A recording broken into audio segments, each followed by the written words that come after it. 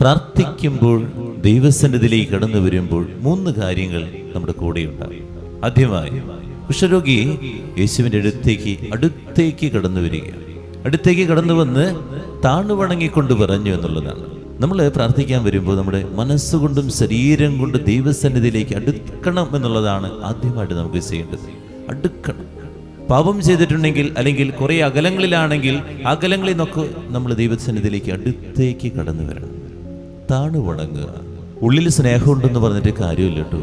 ഈ അടുത്ത് വന്നവര് പ്രവൃത്തിയിലൂടെ കാണിക്കണം എന്നുള്ളതാണ്.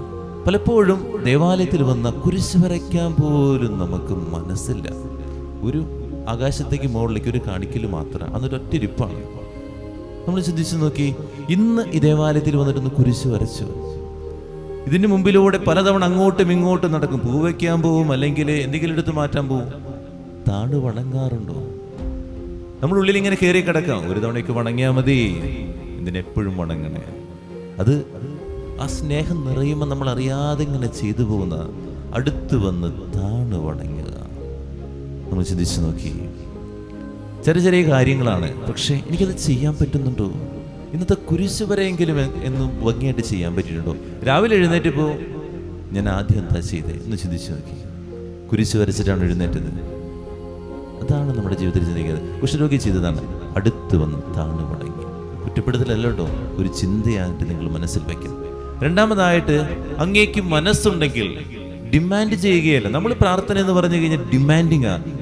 എനിക്കത് തന്നേക്കണം കേട്ടോ, മോൾക്കൊരു അഡ്മിഷൻ ഉണ്ട്, അത് ചെയ്തേക്കണം കേട്ടോ, 5 നൊവേന ചെല്ലിയേക്കാം കേട്ടോ. ഡിമാൻഡിങ് അല്ല. അങ്ങേക്ക് മനസ്സുണ്ടെങ്കിൽ.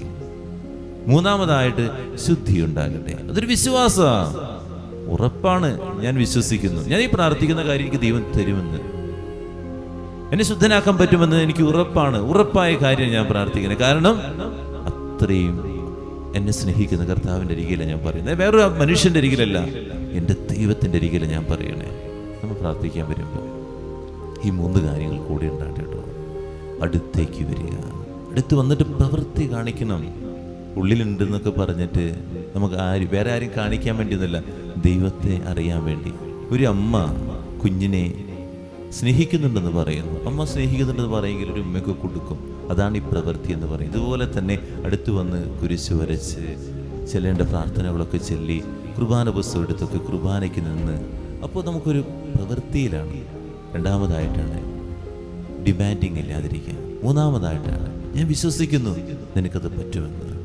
പ്രാർത്ഥിക്കാം, ധ്യാനിക്കാം.